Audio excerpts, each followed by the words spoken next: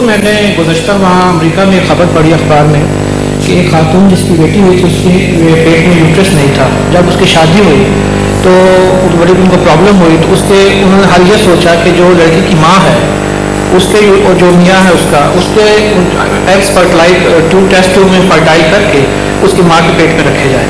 اب اس میں خبر کے مطابق یہ تھا کہ اس کے ٹوینس بیٹیوں کی پیدائش ہوگی. اس کی اسلامی نقطہ نظر سے یہ مجھے نہیں پتا واقعہ گپ ہے یا سچ ہے. نہیں آپ نے تو پڑھا ہوگا مگر میں نے نہیں پڑھا. گپ ان معنوں میں کہ بعض رپورٹیں غلط ہوتی ہیں, تحقیق طلب ہوتی ہیں. آپ نے پڑھا تو ضرور ہوگا, اس پہ شک نہیں ہے, لیکن اوتھینٹک رسالہ تھا یا نہیں اس کی تحقیق طلب چیزیں. آپ اس کا حوالہ مجھے دیں, جو بھی ہے آپ مجھے حوالہ بھیجیں تاکہ میں تحقیق کرواؤں. دوسری بات یہ ہے کہ جس کے پیٹ میں بچہ پلتا ہے, جس کی یوٹرس میں, وہی ماں ہے, دوسری ماں نہیں بن سکتی. داماد نے اگر اپنی ساس سے بچہ لے لیا تو میرا تو قصور نہیں کوئی اس میں.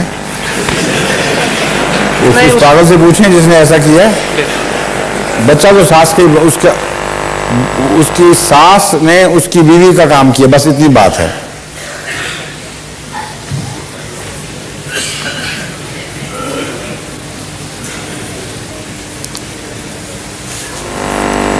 ہاں اگلا سوال آپ نے کرنا ہے.